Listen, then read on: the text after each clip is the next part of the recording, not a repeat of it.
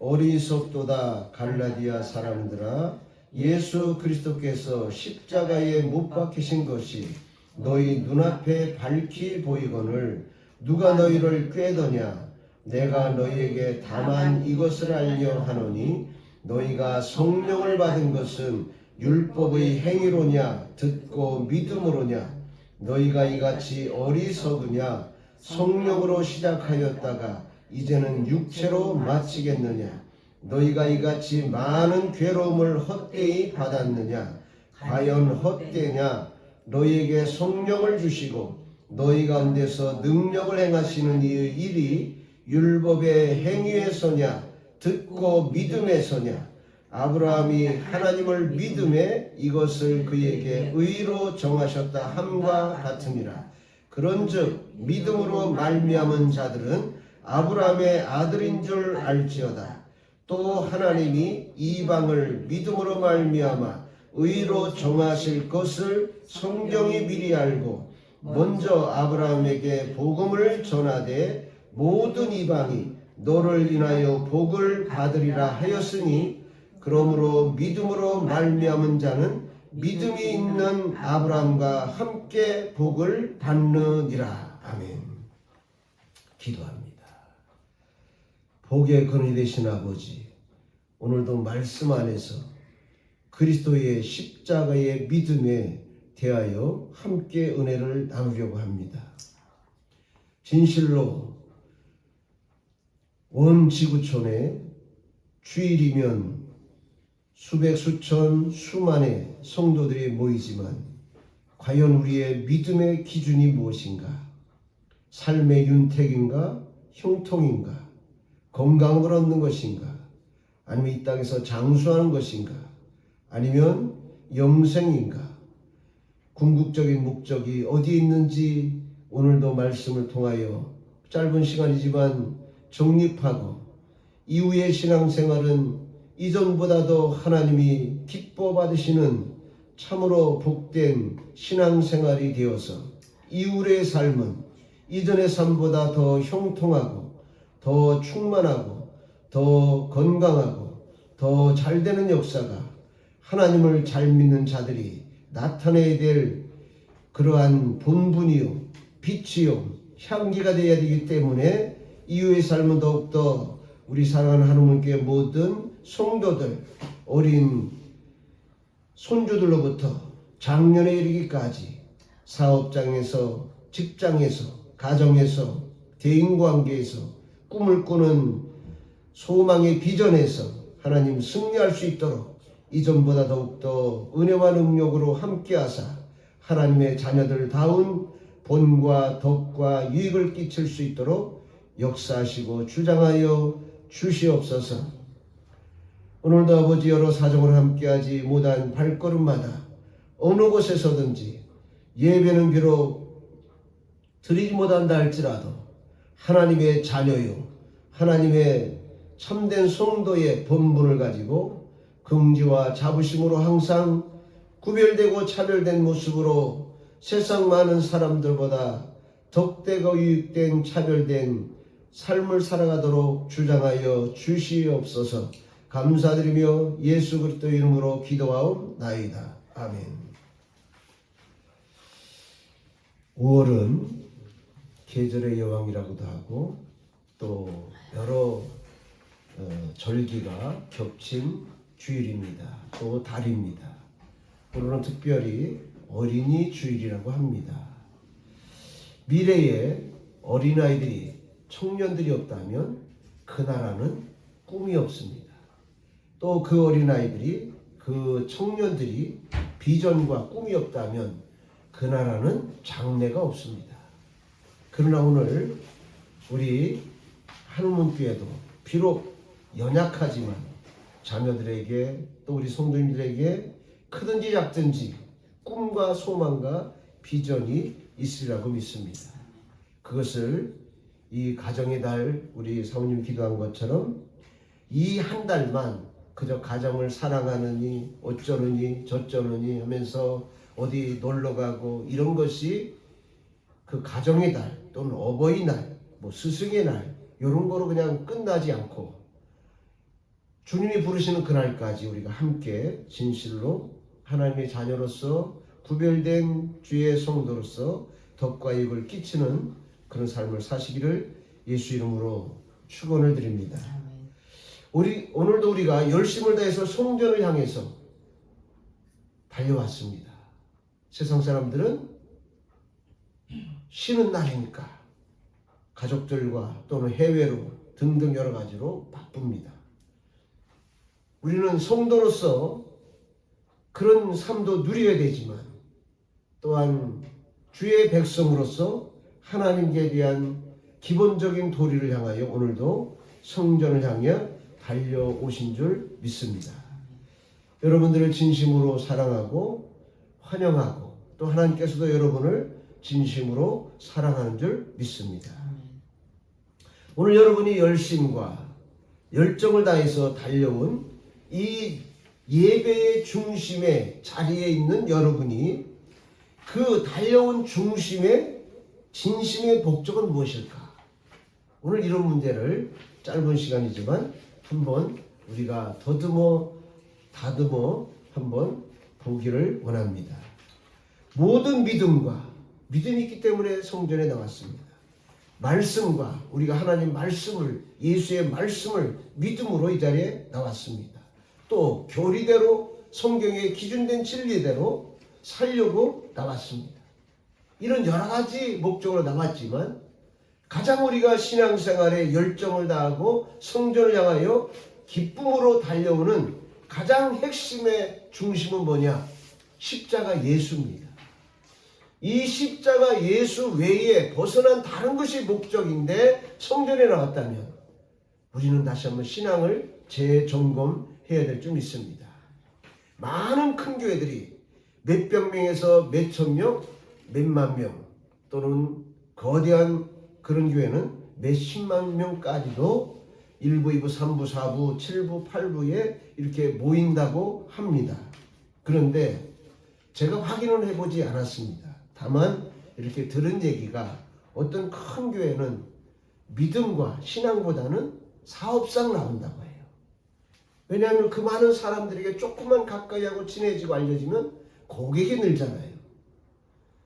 어떤 교회 성도가 만약에 1000명이라면 500명 정도만 내에 대한 그 의식과 인식을 성품이나 모든 것을 잘 알려만 준다면 한 사람이 와서 물건 하나씩만 팔아줘도 500개가 나가는 거예요. 절반만 고객으로 와도. 이런 어떤 육적인 개념이 더 우선으로 신앙생활을 하는 분들도 적지 않게 있다는 겁니다.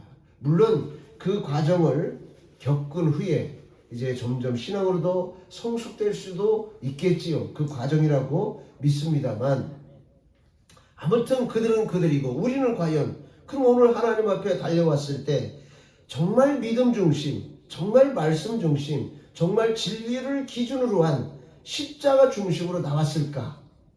이걸 한번 우리가 살펴보자는 겁니다. 저부터. 그러므로 우리가 그리스도의 십자가의 믿음은 무엇일까? 어떻게 하는 것이 십자가의 참 믿음인가?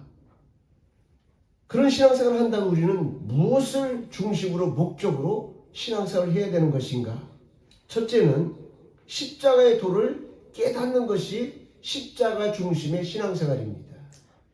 다른 목적보다 우리가 오늘 이 성전에 오기 전까지는 가정에서도 어떤 다툼도 있을 것이고 자녀들이 혹 문제를 일으킬 수도 있는 것이고 직장생활에서 사업하면서 또는 여러 가지 많은 부딪힘, 상처받고 상처 주고 이런 문제들도 있었을 겁니다. 그러나 성전에 나올 때는 이런 걸 다 떨어버리고 하나님 앞에 십자가에 내려놓고 하나님께 모든 것을 고백하고 또 다른 한 주간을 우리에게 주셨을 때는 좀 더 성도다운 또 예수 믿는 하나님의 자녀다운 그런 삶을 살기 위한 좀 더 성숙한 진보된 그런 모습의 신앙생활을 목적으로 일단 목적이 거기에 있어야 됩니다.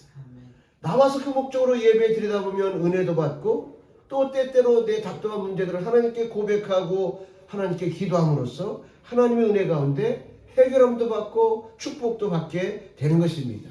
그러나 원초적인 가장 큰 중심의 핵심의 목적은 뭐냐? 십자가의 도를 깨닫는 겁니다.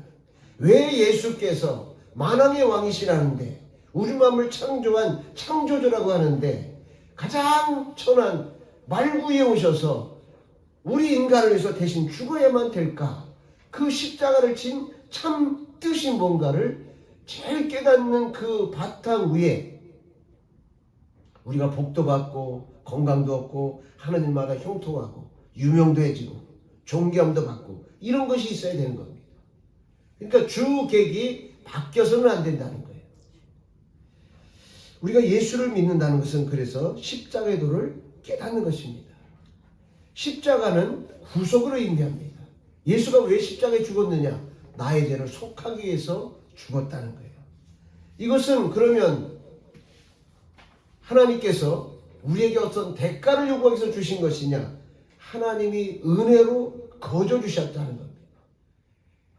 마귀의 욕을 받아서 선악과를 먹고 생명나무를 잃어버리고 멸망으로 달려간 우리에게 생명을 주시기 위해서 대신 하나님께서 십자가의 죽으심으로 우리를 사망에서 건지시고 하나님의 공의를 완성하신 것이 바로 십자가의 도입니다. 이것을 우리가 좀 더 이론적이거나 어떤 그런 부분이 아니라 삶으로 진리의 말씀을 통하여도 깊이 깨달아가야 될 줄 믿습니다. 그래야 날마다 우리 신앙생활이 성장하는 겁니다.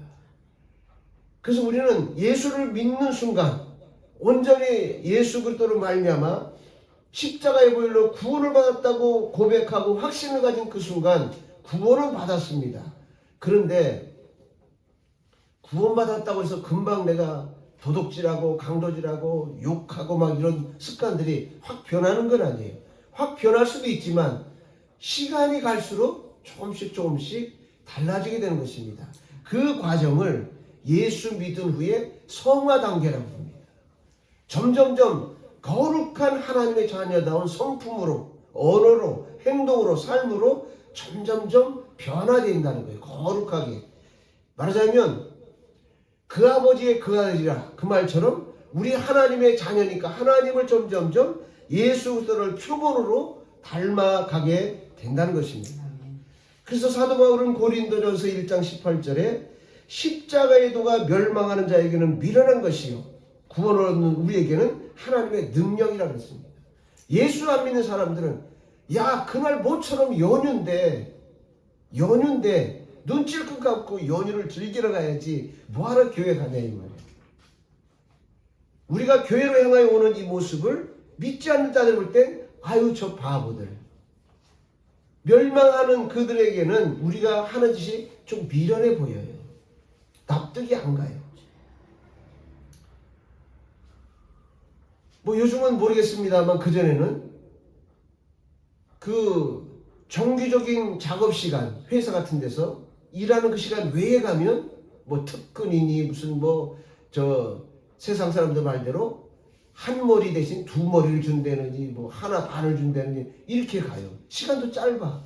그런데 그렇게 더 막 얹혀서 줍니다. 요즘은 그렇게 일하려고 안 하죠. 지금 5일 근무라고 하는데 또 어떤 정치인은 4일 근무제로 또 뭐 제도를 바꾼다 이런 얘기도 있습니다만 자기는 일 안 하니까 4일 근무하고 그냥 내리시면 좋지만 중소기업이나 어려운 소상공들은 그렇게 놀면 놀수록 전부 다 꽝이 돼버려요. 힘들어져요. 중소기업에서는 일거리는 많은데 일꾼이 적어요. 그래서 때로는 잔업도 해야 되고 밤도 새워야 되고 그 비용을 좀 더 노임을 줄지라도 그렇게 해야 그 물량을 소화시킬 수 있기 때문에 그 뭐 60몇 시간이니 50몇 시간이 그 정한 대로만 하면 중소기업은 망하게 돼 있어요. 그런데 사람들은 점점 살기 좋은 세상이 되었다고 그래서 자기들이 즐길 수 있는 그런 시간들만 자꾸 생각해요. 기업이 어렵거나 말거나 내가 좀 편하면 되고 내가 좀 즐기면 되고 이렇게 우리가 신앙생활 하는 것도 멸망받는 사람들이 올 때는 참 미련하다 저 사람들. 아니 5일 6일 그렇게 힘들게 일했으면 하루쯤은 쉬어야지. 그렇다고 해서 우리가 신앙생활 하는 게 뭐 그렇게 무슨 노동이라는 것처럼 힘든 건 아니겠죠. 쉬는 것보다는 조금 바쁘고 그러니까 피곤하긴 사실입니다. 그러나 구원을 얻는 우리에게는 하나님의 능력이라는 거예요. 성경대로라고 하면 구약에도 보면 메추라기 만나를 매일 이렇게 거들어가면요, 자기에게 맞는 양을 이렇게 걷어가면 된다고 그랬습니다. 그러면 내일이 주일이다, 안식일이다 그러면 하나님께서 이틀째를 걷어가게 제도화 해놨어요. 그 말은 뭐냐? 성경대로라면 우리가 주일을 지키고 빠진다고 해서 꼭 굶어 죽게 하나님 만들지 않아요. 물론 사회적인 제도가 뭐 5일 근무, 또 특별히 뭐 6일 근무 이렇게 정해놨기 때문에 빠지면 회사에서는 나를 고문관 치고 가보고 좀 우습게 왕따시킬 수도 있는 그런 문제가 있지만, 그러나 성경적으로 보면 내가 6일 그 근무제일 때 6일까지만 하고 7일 때 무슨 바쁘니까 잔업을 해야 나와야 된다, 2배 줄게 이렇게 해서 못 나갔어요. 못 나갔다고 하나님이 굶겨 죽이지 않습니다. 어떤 방법으로든지 하나님이 성경적으로는 채워주신다고 약속을 했어요. 그러니까 구원을 얻는 우리에게는 십자가의 도가 하나님의 능력이고 축복이고 미래의 영원한 영생의 담보고 보험이지만, 멸망받는 사람들에게는, 세상밖에 모르는 사람에게는 아우 저 미련한 천치들 이렇게 때로는 비웃음을 받고 어리석은 취급을 받게 되는 줄 믿습니다. 그러나 믿는 자들에게는, 깨달은 자들에게는 하나님의 축복이요 능력인 것입니다. 또한 십자가의 도는 죄를 깨닫는 능력이에요. 예수가 왜 십자가에 죽었느냐? 우주만물 창조한 천지 만물의 소유자, 주권자가 왜 십자가에 죽어 미력하게 연약하게 이해가 안 되지만, 그 깊은 십자가의 도를 깨달아 보면 그것은 인류를 살리기 위한 하나님의 희생이라는 걸 볼 수 있어요. 그것을 제대로 깨닫고 나의 죄를 고백하면 나에게는 영생으로 회복되는 하나님의 능력이 되는 겁니다. 교회를 다니면서도 성경의 약속이 나에게 주어진 약속임이 믿어지는 축복을 받아야 됩니다. 성경에는 3만 몇천 가지의 약속이 있답니다. 조금 전에 제가 말씀드린 것도 그 3만 몇천 가지 약속 중에 하나입니다. 그런데 이 약속이 현실적으로 어쩔 수 없는 제도에 매여서 믿어지지 않을 때가 있어요. 어쩔 수 없이 내가 장차 미래의 성공을 위해서, 비전을 위해서 거기에 몸담지 않을 수가 없어요. 그러나 우리에겐 이와 같이 믿어지지 않는다면, 어쩔 수 없는 제도 때문에 가는 것까지는 이해가 되지만 믿어지지 않는다면 나에게 아직 구원의 확신이 없기 때문에 그래요. 삶을 통해서 우리는 예수님을 인격적으로 만나는 체험과 만나는 경험이 있어야 돼요. 어떤 분들이 예수를 처음 믿으면서 하나님을 보여주면 믿겠습니다. 하나님이 나 여기 있다 보여주는 적은 거의 없어요. 물론 어떤 분들은 예수 믿느니 내 주먹을 믿어라 이렇게 했던 분들이 얼마나 마음이 강팍한지 하나님이 정말 어느 날 환상을 보여주기도 하고, 갑자기 벽에서 예수님이 짠하고 나타나는 모습도 보여주기도 한다고 합니다. 그런 간증들을 더러 많이 들어봅니다. 근데 저는 그런 경험이 한 번도 별로 없어요. 그렇지만 예수가 나를 위해서 십자가에 죽으신 것은 나를 살리기 위해서 그랬구나. 예수님이 십자가에 죽은 것을 보면서 내가 죽어야 될 내 모습인데 이렇게 깨달아지는 것이 바로 예수님을 만난 경험이에요. 예수님이 와서 손을 만져주고, 예수님이 어떤 분들은 와서 따라하더라 고생 많구나 이렇게 또 터치해준다는 분들도 있어요. 어떤 분들은 귀에다 뭐 속삭거리고 얘기해준다는 분들도 있어요. 그건 각자의 신앙과 그 성품에 따라서 하나님이 역사하는 것이지 모든 사람이 똑같을 수는 없어요. 모태신앙자들은 신앙이 너무 특별하게 특출난 것도 아닌 것 같고 아주 바닥으로 떨어지는 것도 아니고 꾸준해요. 그 사람들은 무슨 특별한 무슨 체험이 있거나 뭐가 잘 됐거나 안 됐거나 상관없이 그냥 꾸준히 거북이처럼 꾸준하게 목적지까지 결승역까지 달려갑니다. 그러나 신앙이 어린 자들은 뭔가 되는 것 같으면 하나님 감사하 그랬다가 뭐가 안 되면 정말 나를 사랑하고 살아계신 거야? 이 믿음이 오락가락 기복이 심합니다. 신앙생활은 꾸준해야 될 줄 믿습니다. 하나님께서는 성령을 부어주사 성경과 하나님 말씀이 믿어지는 믿음을 주십니다. 내가 믿어지지 않는다면 극단적으로 말하면 하나님이 나를 버리셨나? 나는 구원받지 못하는 택감받지 못한 사람인가? 이렇게도 한번 생각을 해봐야 돼요. 몸부림을 쳐야 됩니다. 하나님이 나를 자녀 삼으셨는지 버렸는지 몸부림을 쳐서 예수가 나를 위해서 십자가에 죽으신 그 십자가의 도를 깨닫고 내가 예수님처럼 죽어야 될 모습을 예수님이 대신 감당해서 나를 살리셨구나. 이런 고백이 나와야 예수님을 만난 인격적, 체험적 그런 모습이 있는 것입니다. 그 자가 바로 믿음이 있는 겁니다. 그래서 우리는 성령을 부어주사 성경과 하나님 말씀이 믿어지는 믿음을 달라고 기도해야 됩니다. 고린도전서 2장 10절에 보면 오직 하나님이 성령으로 이것을 우리에게 보이셨으니 성령은 모든 것 하나님의 깊은 것이라도 통달하시느니라. 우리의 환경을 너무나 잘 아시는 하나님은 우리의 여건도 너무 잘 아셔요. 그래서 내가 믿어지지 않는다. 왜 억지로 끌려 나와야 되지? 교회 나오는 게 어떻게 보면 막 어떤 뭐라 그럴까요? 도살장에 가는 것 같이 억지로 끌려 나온 사람도 있대요. 그건 하나님에 대한 예수님에 대한 체험이나 기쁨이 없기 때문에 그렇습니다. 그러나 어떤 분들 보면 주일만 되면 기뻐 뛰고 막 빨리 안 가냐고 그러고 날뜁니다. 왜 그럴까요? 하나님은 그래서 우리에게 환경과 여건을 여시사 성령을 통해서 하나님을 알게 해주시기를 우리는 기도해야 될 줄 믿습니다. 그 기도가 지금 안 나올 수도 있어요. 언제인지는 모릅니다. 그러나 내가 죽는 순간까지 그 기도나 그런 고백이 없다면 섣부른 판단이지만 버림받은 자인지도 모릅니다. 이 땅에서 살다가 끝이 아니에요. 사후에는 영생이라고 하는 영원한 삶의 또 시작이 있습니다.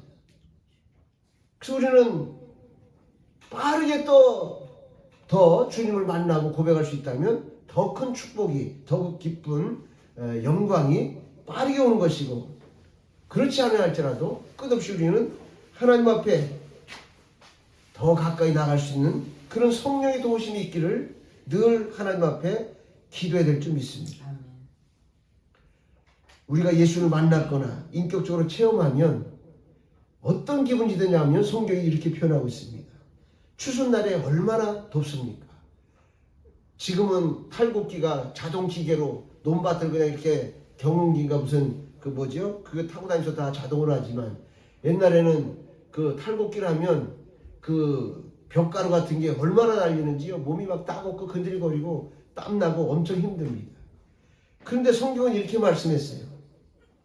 예수님을 삶을 통해서 만났거나 인격적으로 체험한 자는 추수날에 얼음 냉수를 마실 때보다 더 시원함을 느낀다.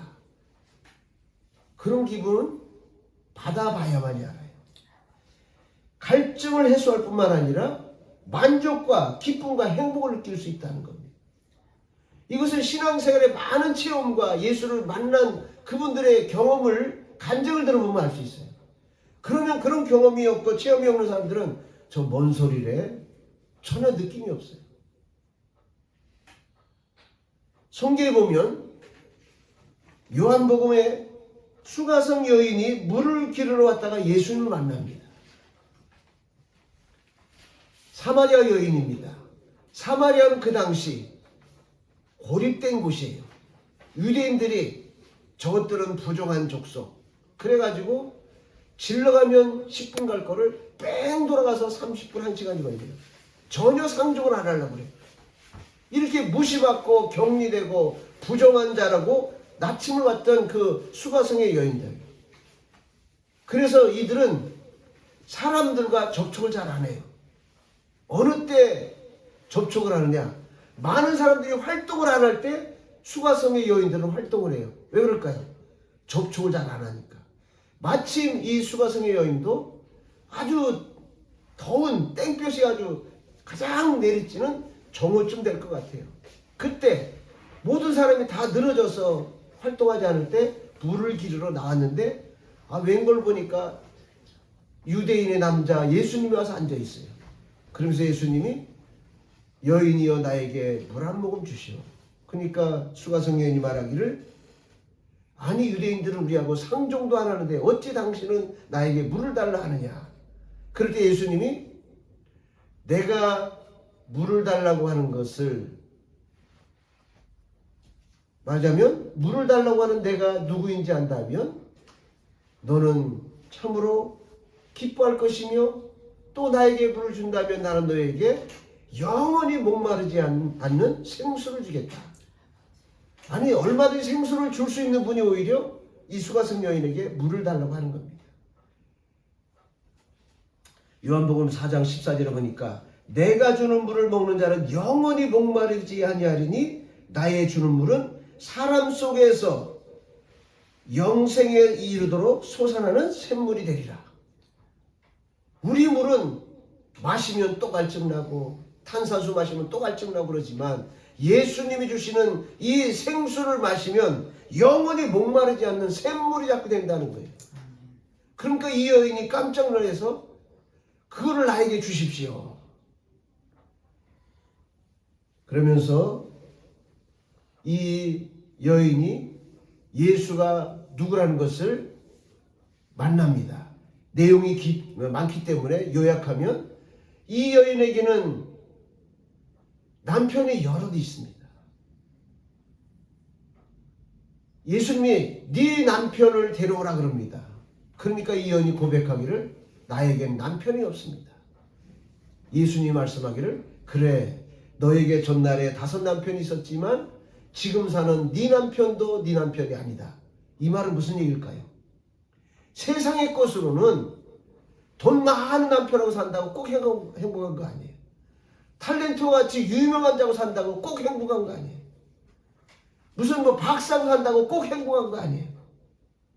무슨 연예인하고 산다고 꼭 행복한 거 아니에요. 네가 5번까지 이렇게 남편을 갈고 6번째 살지만 그래도 만족이 없다는 걸 예수님이 안다는 거예요. 이 마음의 영적 갈증을, 목마름을 완전히 해소하는 방법은 내가 주는 생수를 마시라는 거예요. 이 생수가 뭘까요? 성령입니다. 하나님의 영을 우리의 마음에 받으면 비록 가난할지라도 사업이 좀 어려울지라도 내가 몸이 불편할지라도 때로는 짜증스럽고 힘들 수도 있지만 늘 마음은 감사와 기쁨이 넘치게 된다는 겁니다. 그러면서 이 여인의 과거를 예수님에게 고백도 하는데 예수님이 쫙쫙 집어내면서 이것으로는 네가 만족하지 아니할 거니 내가 주는 생수를 마시라. 이 생수를 마시면 네 속에서 계속으로 영생하도록 솟아나오는 샘물이 될 것이다. 이 여인이 물길로 왔다가 이 물동이를 잡아 던지고는 동네로 뛰어들어가서 와보라 사람들아 내가 지금 그리스도를 만났다. 이렇게 자랑합니다. 여러분도 이런 신앙의 변화가 한번 놀라움이 있기를 처음 체험할 수 있기를 예수 이름으로 간절히 축원합니다. 여러분 예수를 진짜 만나게 되면 나도 모르게 간증하게 돼요. 나도 모르게 야 예수 믿어봐 이렇게 됩니다. 그런데 이 진한 예수님을 만나는 인격적 또는 삶의 체험적인 경험이 부족하다 보면 이렇게 돼요. 어떻게 되느냐? 내 생활이 이렇게 지지리공상인데 무슨 예수를 전하냐? 이 부정적으로 돌아가요.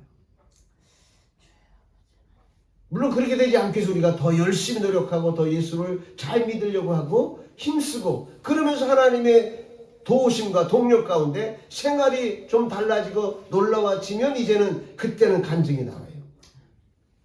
주님께 이런 전날보다 놀라운 환경의 변화, 생활의 변화, 마음의 변화를 주신 것을 감사합니다라고 주님께 영적 사랑의 고백을 드리게 돼 있습니다. 자연히 간증하게 돼 있어요. 전날 내가 이렇게 어려웠는데 그래도 내가 바쁘고 힘들지만 신앙생활을 똑바로 그래도 완벽하게 못해도 하려고 하다 보니 어느새 하나님이 생활을 이렇게 변화시켜 주더라. 당신도 한번 믿어봐. 이렇게 되어지게 되는 줄 믿습니다. 두 번째는 우리가 십자가의 믿음, 그리스도의 십자가의 믿음을 얻기 위해서는 어떻게 해야 되느냐? 말씀을 듣고 믿음을 회복하라는 거예요. 갈라디아서 3장 5절에 이런 말씀이 있습니다. 너희에게 성령을 주시고 너희 가운데서 능력을 행하시는 이는 너희에게 성령 주시고 너희 가운데서 능력 행하시는 이의 일이 율법의 행위에서냐 듣고 믿음에서냐. 쉽게 말하면 너희가 지금 신앙생활을 잘하면서 모든 삶이 안정되고 행복하고 그렇게 평안하게 되어진 것이 내가 율법을 행해서 된 거냐 믿고 그 말씀대로 믿음의 생활을 해서냐. 이렇게 갈라디아서 3장 5절에 말씀하셨습니다. 우리가 구원의 믿음에 서기 위해서는 말씀을 들어야 됩니다. 기독교 신앙은 무속신앙이 아니에요. 무속신앙은 산에 가서 뭐 이렇게 제단 차리고 빌면 복 받는다더라. 이게 무속신앙입니다. 예수 그리스도 하나님의 신앙은 인격의 신앙입니다. 무속신앙이 아니에요. 로마서 10장 17절에 보니까 그러므로 믿음은 들음에서 나며 들음은 그리스도의 말씀으로 말미암았다. 구원은 믿는 자에게 주시는 겁니다. 그런데 여러분 정말 성경 말씀이 믿어집니까?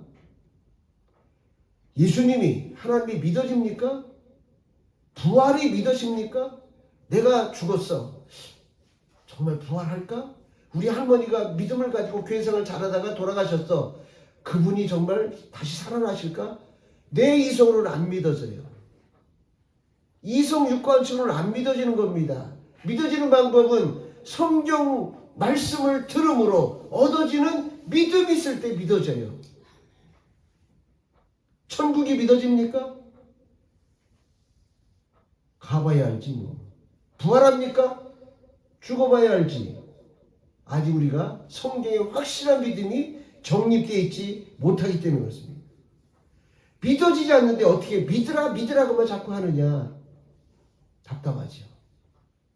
근데 성경은 답을 가르쳐주고 있습니다. 그래서 성경을 읽으라는 거예요. 의문도 많고 의심도 많고 답답함도 많아. 그런데 성경은 빠진 것이 없고 짝이 없는 것이 없다. 질문이 있으면 답을 준다는 거예요. 성경은. 세상에선 질문이 있는데 답이 없어요. 세상 어느 곳에서도 질문이 있는데 답이 없는 것이 많습니다. 해결책이 없다는 거죠. 성경이 문제를 제시하면 반드시 성경 속에 답이 있어요. 그 답이 이사야 34장 16절에 보니까 너희는 여호와의 책을 자세히 읽어보라. 하나님 말씀을 자세히 읽어보라는 거예요. 이것들이 하나도 빠진 것이 없고 하나도 짝이 없는 것이 없으리니 이는 여호와의 입이 이를 명하셨고 그의 힘이 이것들을 모셨음이니라. 그러므로 우리가 믿음을 회복하려면 여호와의 책을 자세히 읽어봐야 돼요. 교회 왔다리 갔다리 시기투처럼 한다고 해서 믿음 생기는 게 아니에요. 말씀을 들어야 됩니다. 그런데 여러분 집에서 말씀 볼 기회가 있나요? 없죠. 워낙 바빠요. 말씀 5분 읽을 시간보다 핸드폰 1시간, 2시간 게임하는 시간이 더 바빠. 그래서 또 방법을 가르쳐 줍니다. 여러분, 왜 교회에 주일날 빠지지 마라 그런 이유가 뭘까요? 여러분 어떻게 생각하세요? 숫자적인 교회 쪽수 채우기 위해서일까요? 결코 아닙니다. 여러분의 힘써 애써서 모은 헌금 거두려고 그러는 것일까요? 그건 아무 문제가 없어요. 성경에 보니까 여호와의 책을 자세히 읽어보라고 했는데 계시록 1장 3절에 이 예언의 말씀을 읽는 자, 듣는 자, 그 가운데 기록한 것을 지키는 자에게 복이 있다 그랬습니다. 때가 가깝다고 그랬습니다. 때가 가깝다는 것은 우리 이 시간에 우리 손주들이 셋이 왔는데 이 어린 애기들보다 할아버지 할머니는 때가 가까웠어요. 어디 갈 때가? 천국 갈 때가 가까웠어. 그래요, 안 그래요? 우리 어린 친구들은 앞으로 20년, 30년, 50년, 100년까지도 살 시간에 넉넉해. 근데 우리 할머니, 할아버지는 길어봐야 20, 30년. 때가 가까워요. 때가 가까우니까 더 빨리 준비해야 돼. 성경을 자세히 읽어보세요. 그리고 잘 들어보세요. 왜 주일날 교회에 빠지지 말라고 꼭 나오러 갈까요? 여러분이 스스로 집에서 성경을 읽으라면 읽을 수가 없어. 까마귀 고기 먹었기 때문에 다 잊어버립니다. 다른 건 뭐 빨리 바쁜데 여러분 스스로 성경을 읽기도 힘들지만 읽어도 이해가 잘 안 될 때가 더 많아요. 그러므로 주일을 잘 지키라고 하는 것은 헌금이나 숫자의 목적이 절대 아닙니다. 아무래도 목사님들은 일반 사회생활하는 성도님들보다 더 성경을 읽고 묵상하고 바르게 깨달아 하나님의 뜻을 전하려고 고심하며 연구합니다. 그러다 보면 여러분이 일주일에 단 5분도 한 번도 성경을 들여다보지 아니했다 할지라도 일단 교회에 오면 목사님의 입을 통해서 하나님의 말씀을 듣게 되고 이해가 되고 깨닫게 된다 이 말이에요. 그래서 주일을 지키라는 거지 다른 목적이 없어요. 여러분이 하나님의 자녀이기 때문에 주일을 지키라는 거예요.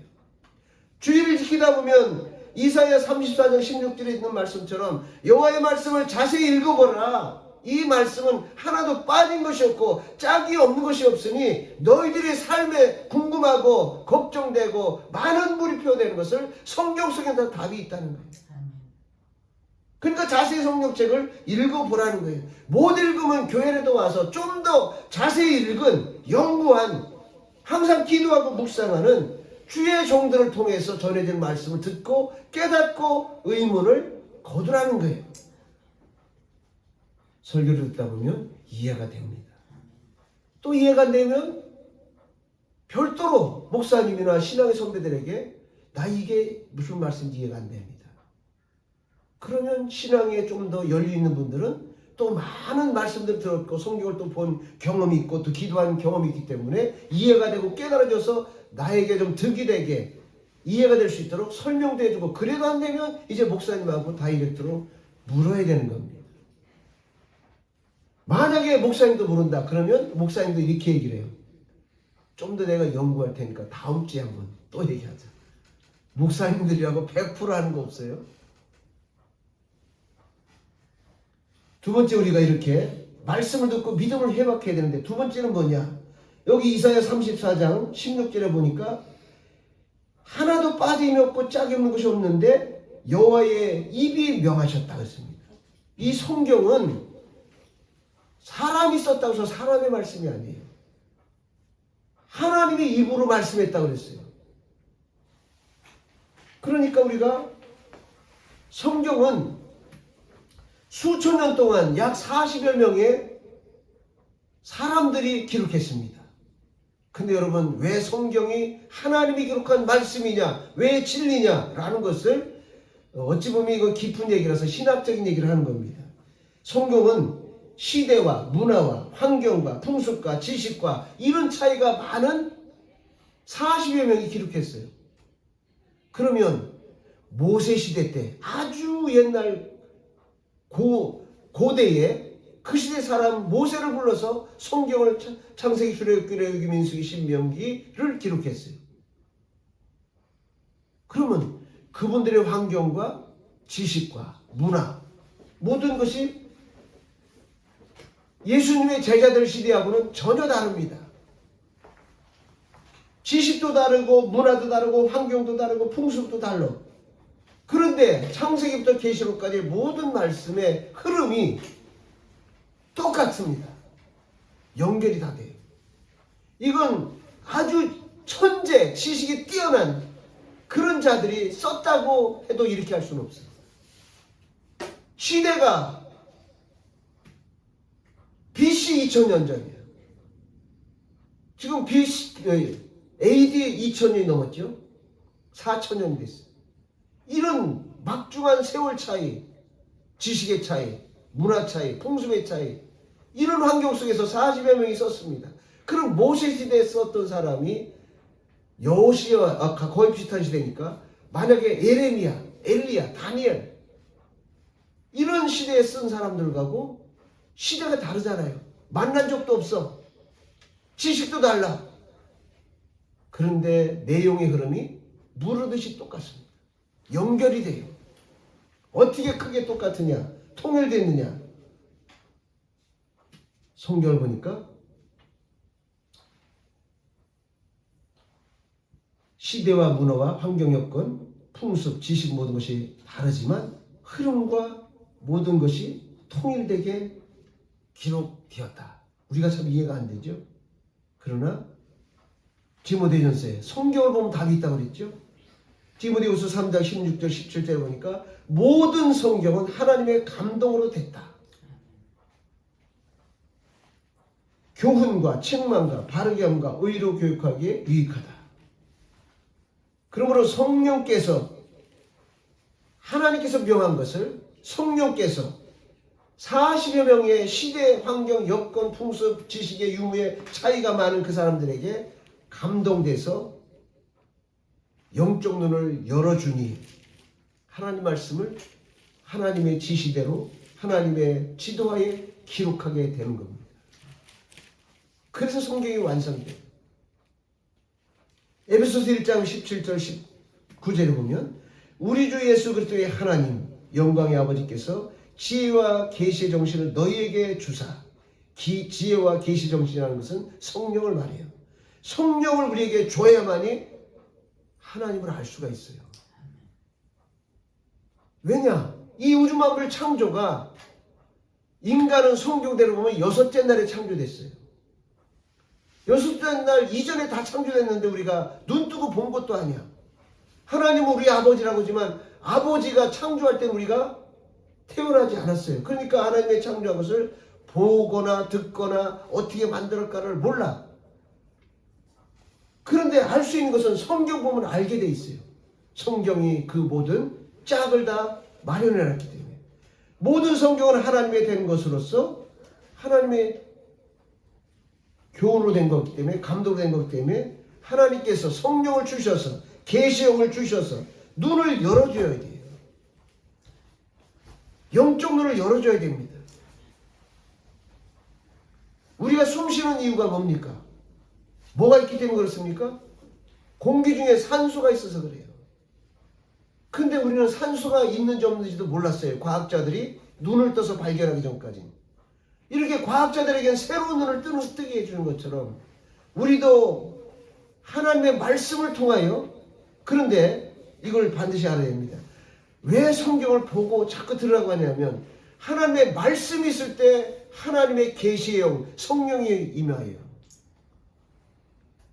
하나님 말씀이 없으면 성령이 역사해 주려고도 역사하지 않습니다. 그래서 우리는 말씀이 이해되든 안 되든 졸리든 어쨌든 자꾸 가까이 하려고 해야 돼요. 그럼 어느 순간 말씀이 내 안에 있으면 성령이 내게 접근해서 말씀을 깨닫도록 영의 눈을 열어주세요. 마음의 눈을 열어주세요.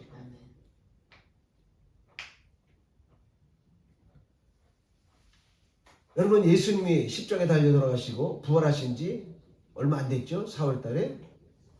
그런데 엠마오로 가는 두 제자가 우리가 스승으로 섬겼던 메시아라고 하는 예수가 죽었어. 그 예수를 통해서 뭔가 내 인생의 꿈을 펼치려고 했는데 죽었어. 끝났어. 그리고 어디로 갑니까? 애따 고향으로 돌아가야지. 엠마오로 돌아갑니다. 그런데 가다 보니까 누군가가 나하고 속삭여요.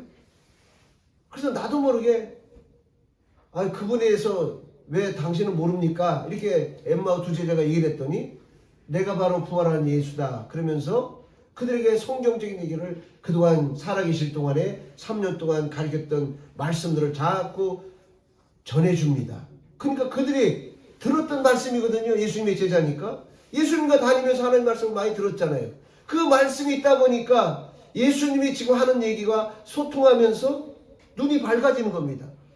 밝아지니까 누구를 생각합니까? 예수님을 딱 생각한 거예요. 아유 당신은 부활하신 예수님이죠 하고 눈을 떠보니까 예수님은 없어.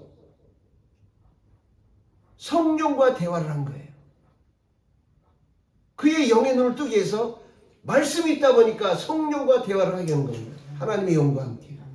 그러니까 그들이 다시 아하 예수님 부활하셨구나 하고 다시 예루살렘으로 다시 돌아가는 겁니다. 고향으로 가려고. 우리도 예수를 만나면 자꾸 세상을 가다가 예수님께로 돌아서게 돼 있어요. 그러기 위해서는 뭐가 있어야 된다? 말씀을 읽으라는 거예요. 목사님들처럼 성경 박사가 되려는 게 아니에요. 여러분이 공부를 하루에 10시간 한다면 10분이라도 성경 보라. 잠깐 1시간마다 10분 쉬잖아요. 학교에서도. 하루에 잠깐 10분이라도 쉬면서 성경을 가까이 쉬라는 거예요. 그래야 성령이 역사하시고 도와주십니다. 내 앞길을 열어주십니다. 성령을 받으면 이렇게 돼요. 내가 성령 받았나 안 받았나 한번 테스트를 해보세요. 강우야, 건우야, 나 성령 받은 것 같아 안 받은 것 같아? 건우가 뭔 얘기인지 모르죠. 강우야, 그럼 강우가 좀 더 건우보다 엄하니까 강우는 성령 받은 것 같아요? 뭔 얘기인지 모르죠. 그러면 테스트를 할게요. 예수님을 믿어? 성령 받은 거예요. 예수님을 믿는다고 고백하는 건 성령 받은 거예요. 그 말은 뭐냐면은 말씀을 통해서 예수께서 나를 위해서 이 땅에 죽으시기 위해서 성탄절날 아기 예수로 왔구나. 이런 말씀을 목사님들 들었거든요. 듣다 보니까 정말 나를 구원하기 위해서 예수님이 왔구나 하는 게 믿어지는 거예요. 그러면 성경을 가지고 항상 짝이 없는 것이 없다고 그랬죠. 자, 고린도전서 12장 3절에 이런 말씀이 있습니다. 내가 너희에게 알게 하노니 하나님의 영으로 말하는 자는 하나님의 영, 성령으로 말하는 자예요. 그러니까 내가 성령 받았는지 안 받았는지 몰라. 그래서 많은 사람들은 성령의 체험을 주시옵소서 그래가지고 성령을 받은 사람 중에 체험하는 사람이 방언을 한다든지 눈을 떠가지고 입신을 한다든지 또 상대의 마음을 투시하는 그런 은사가 있든지 병 고치는 능력이 있든지 여기 목사님처럼 말씀을 전하는 계시의 능력이 있든지 뭔가가 있어요. 그러면 이렇게 체험을 실제로 받은 사람이 성령이 역사해서 내가 말씀도 전하고 환상도 보고 내가 또 예언도 하고 병도 고치는구나 방언도 하는구나 이게 실질적인 피부에 와닿는 체험도 있고 어떤 사람은 막 피도 뜨겁게 하는데 막 온몸이 막 불떡이처럼 막 뜨거워진대요. 이건 성령이 임재한 체험이에요. 그런데 나는 그런 게 없었어. 그럼 어떻게 성령 받은 걸 내가 확인하느냐? 말씀을 통해서 확인해. 그게 고린도전서 12장 3절에 내가 너희에게 알게 하노니 하나님의 영으로 말하는 자는 누구든지 예수를 저주할 자라 하지 않는다는 거예요. 강호야, 너 예수님에게 욕할 수 있니? 예수님 저 나쁜 놈 이렇게 할 수 있어요? 이게 할 수 없는 게 내가 성령 받은 증거라는 거야. 성경은. 예수를 믿으면 구원받아 내 주먹을 믿지. 이 말을 한다는 것은 내가 성령 못 받은 거야. 근데 성령 받은 자는 무슨 주먹을 믿어. 벽도 하나 못 깨는 주제에. 하나님은 예수님은 부활하신 다음에 제자들이 숨어서 완전히 은폐된 밀폐된 곳에 벌벌 떨고 있을 때 예수님이 짜잔 벽을 투과해서 제자들아 평안하니요. 그렇게 말씀했거든요. 이렇게 그 예수님을 내가 믿는다면 예수를 믿어 내 죽음을 믿지 그 말을 못해요. 그럼 내 죽음을 믿지 그 말하는 사람은 아직 성령을 못 받은 자야. 예수를 못 믿는 자야. 그럼 여러분이 테스트를 해봐. 예수님에게 예수님이 우주를 창조해서 웃기고 했네. 구원한다더니 사기꾼. 이렇게 한번 말을 해봐. 여러분의 양심이 마음이 어떤가? 내가 잘못했네? 그래서 안 되지? 이런 마음의 소리가 들리는 자는 이미 성령을 하나님이 주신 거예요. 그래서 고린도전서 여러분 성경을 자꾸 보라는 이유가 다른 게 아니에요. 고린도전서 12장에 보면 성령의 은사에 대해서 나오는데 거기에 보면 은사 9가지 중에 하나가 있어요. 뭐냐면 믿음의 은사. 뭐 화끈 뜨끈 방언 이런 거 안 했어도 말씀을 듣고 확 믿어지네. 믿음의 은사를 받은 거예요. 목사님들 귀신한테 막 예수 하면 귀신이 막 나자빠지고 나가요. 병들자에 손으니까 나았어요. 이런 체험 없어도 돼. 말씀이 믿어진다. 난 죽어도 요한복음 6장에 보면 너희가 나를 믿으면 나는 부활이요 생명이니 죽어도 살겠고, 그 말은 뭡니까? 인간을 한번 태어나면 반드시 죽는다 그랬어요. 죽어도 살겠고 살아서 부활한다는 믿음이 있다면 그 사람은 이미 성령 받은 겁니다. 이렇게 성경에는 짝이 없는 게 없어요. 그래서 성경을 많이 읽으라는 거예요. 성령을 받음으로 회복하는 역사가 있기를 예수 이름으로 축원합니다. 결론적으로 십자가의 믿음을 갖기 위해서는 십자가의 도를 깨달아야 됩니다. 말씀을 듣고 믿음을 회복해야 됩니다. 성령 충만을 받아 하나님의 인도를 받아야 됩니다. 그러기 위해서 우리가 말씀을 가까이 하고 나름대로 기도를 하세요. 기도 어렵게 생각하지 마세요. 우리 강우건우 준이가 어디 학교 갔다 오든지 운동하고 오면 막 배가 고파 출출해. 그러면 엄마 아빠한테 가서 미사려고 필요 없어. 사랑하는 나의 어머니요, 나에게 맛있는 뭐 요리를 해주십시오. 이렇게 안 하죠. 엄마 나 배고파. 그 말하면 돼. 우리도 하나님 앞에 아바, 아버지라고 부르는, 아바라는 말은 애기들이 아버지한테 아빠, 엄마한테 엄마 하는 거와 똑같은 거예요. 우리는 하나님 앞에는 애기에 불과해요. 70, 80 먹은 할아버지 할머니도 하나님께는 엄마, 아빠예요. 그래서 아바, 아버지라고 부른다고 그랬습니다. 우리의 형편 처지를 미사라고 필요 없어.